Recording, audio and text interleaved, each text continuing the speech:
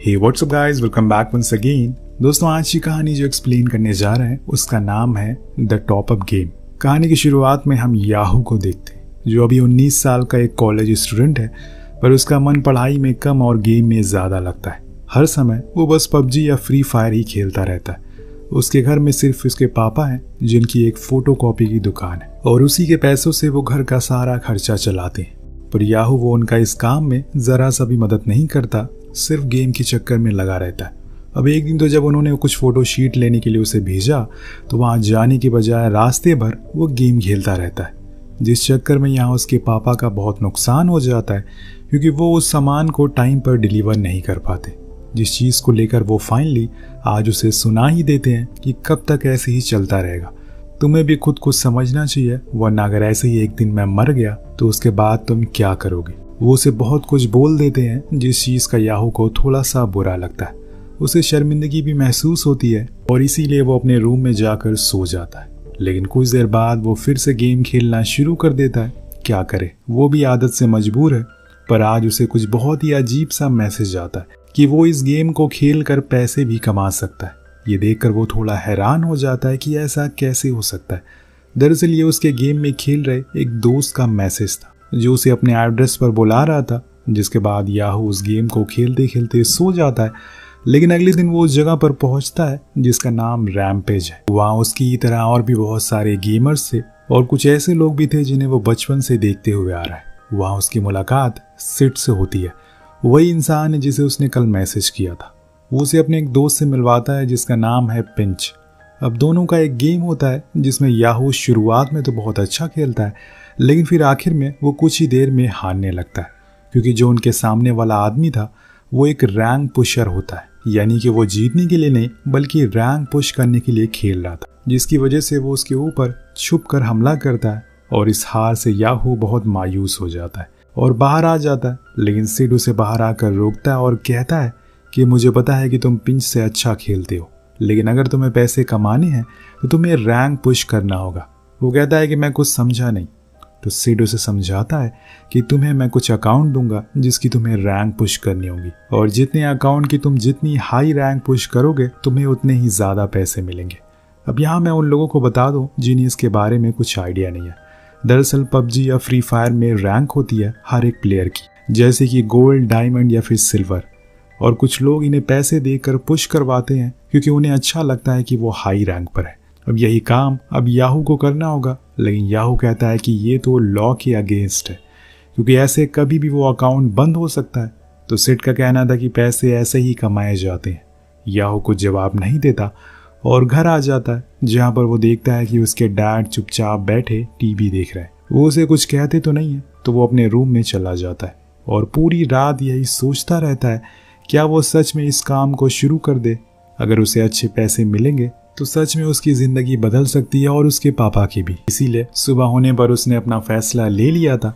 वो पहुंच जाता है सिड के पास। जी हाँ दोस्तों, वो इस काम को करेगा, पैसे किसको नहीं चाहिए। अब उसे सिड पूरा सीन बताता है कि आखिर वो क्या करते। दरअसल उसे महीने में 9 आईडीज दी जाएंगी उन लोगों की जिन्हें अपना रैंक पुश करवाना है, जिसके बदले में वो हमें पैसे देंगे, और जितनी ऊंची वो रैंक करके देगा उसे उतने पैसे मिलेंगे।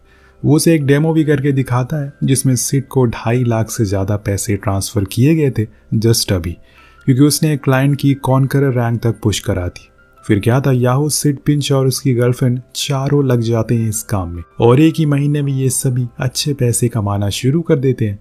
शुरुआत में तो याहू को थोड़ा कम पैसे मिलते हैं, लेकिन फिर भी वो खुश होता है। अब एक दिन वो अपनी गर्लफ्रेंड किटी को कॉल करता है और कहता है कि उसकी नई जॉब लग गई है, क्या वो उसे मिल सकती है। लेकिन वो कहती है कि मेरा 2 दिन बाद जन्मदिन है, हम उस दिन मिलेंगे। अब वो मान जाता है और नेक्स्ट डे वो अपने कॉलेज के लिए निकल रहा होता है कि उसके डैड उसे किराए के पैसे देते हैं, लेकिन वो आज पहली बार उनसे पैसे लेने से मना कर देता है, क्योंकि अब उसके पास पैसे आ गए हैं। और ये देखकर उसके डैड भी हैरान थे। उधर याहू कॉलेज जाने के बजाय अपनी टीम के पास पहुंच जाता है। वहां जाकर उसे पता चलता है कि सभी लोग एक रोड ट्रिप के लिए जा रहे हैं। वो उसे भी अपने साथ ले जाता है, जहां वो लोग एक बड़े होटल में स्टे करते हैं। वहीं सीड अपने न्यू क्लाइंट को भी अभी हायर करने में लगा हुआ था। उधर याहू पिंच की गर्लफ्रेंड के साथ काफ़ी बातें करता है, पर उसी रात में उनकी कुछ लोगों के साथ लड़ाई भी हो जाती है, जिसमें उन्हें काफ़ी चोट आती है। तो वहाँ से चले जाते हैं। लेकिन अगले दिन याहू को याद आता है कि आज तो सैटरडे है, आज किटी का बर्थडे है। वो अपना फ़ोन चेक करता है तो देखता है कि उसमें बहुत सारी कॉल थी, लेकिन वो पूरी रात मस्ती करने के चक्कर में उसकी कॉल पिक नहीं कर पाए। तो वो सीधा किटी के घर पहुंचता है केक लेकर, पर वो उसे अंदर आने से मना कर देती है और कहती है कि मुझे जिस इंसान की सबसे ज़्यादा ज़रूरत थी वही नहीं आए मेरे बर्थडे पर याहू का कहना था कि वो उसके कहने पर ही जॉब कर रहा है, लेकिन यहाँ किटी को पता है कि वो क्या काम करता है और इसीलिए वो कहती है कि तुम जो काम कर रहे हो वो इल्लीगल है। अगर किसी दिन पुलिस को ये पता चला तो वो तुम्हें बंद कर देगी, इसीलिए बेहतर है कि तुम यहाँ से चले जाओ। ये बोलकर वो अंदर चली जाती है और याहू वहीं बैठकर रोने लगता है, क्योंकि हर चीज़ आप पैसों से पूरा नहीं कर सकते। अब घर आने पर उसके डैड भी उसे बोलते हैं कि वो दिन से कहाँ पर था, लेकिन वो कुछ जवाब नहीं देता और सीधा अपने रूम में आ जाता है, जहाँ पर वो किटी के कुछ देर पहले अपलोड की गई फोटोज को देख रहा था, जिसमें वो एक लड़की के साथ केक काट रही थी। ये देखकर उसे बहुत रोना लगता है और बुरा भी आता है।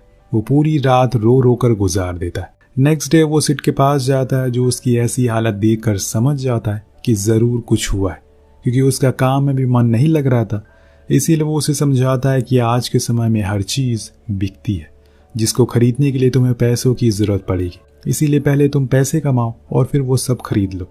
याहू को समझ आ गया और इसीलिए वो अपना उस दिन का काम ख़त्म करके घर लौटता है तो देखता है कि उसके डैड गिरे पड़े हैं। वो फ़ौरन उन्हें हॉस्पिटल लेकर जाता है, जहाँ उसे पता चलता है कि उन्हें दिल का दौरा आया हुआ है। उसका उन्हें जल्दी से इलाज कराना होगा, लेकिन उसके डैड मना कर देते हैं क्योंकि उन्हें पता है कि उनके पास पैसे नहीं है। लेकिन तभी वो देखते हैं कि याहू ने सभी हॉस्पिटल बिल पे कर दिया। जिस चीज़ को देखकर वो हैरान थे, उसके पास इतने पैसे कहाँ से आए। तब याहू उन्हें सब कुछ बता देता और कहता है कि उसने अपनी हुनर के जरिए पैसे कमाए, इसमें कोई गलत नहीं है।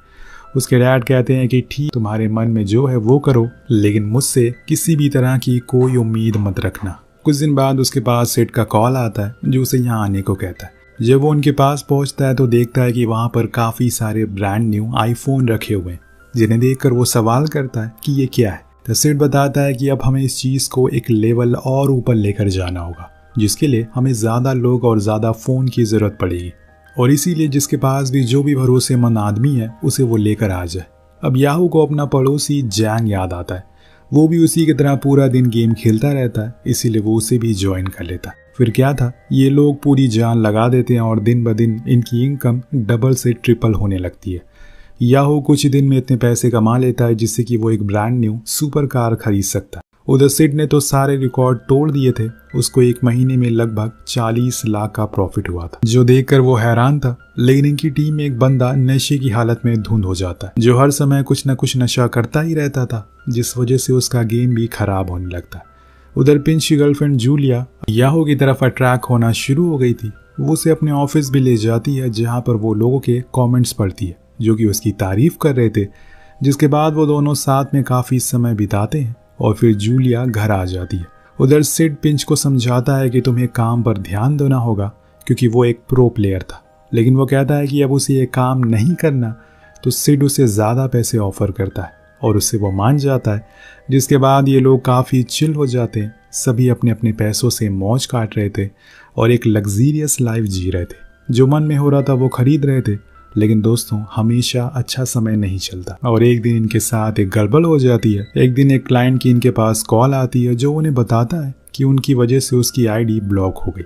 सिड गुस्से में आ जाता है और सभी को बुलाता है, जिसमें याहू को वो पड़ोसी भी था। पिंच सारा इल्ज़ाम उस पर डाल देता है कि उसकी वजह से ये हुआ है, यहाँ तक कि वो उसे मारता भी है। लेकिन फिर याहू आकर उसे रोकता है और कहता है कि वो अभी बच्चा है। तब सिड को याद आता है कि वो आईडी तो खुद पिंच ने हैंडल करी थी, इसीलिए वो उसे डांटता है, जो बात उसे पसंद नहीं आती।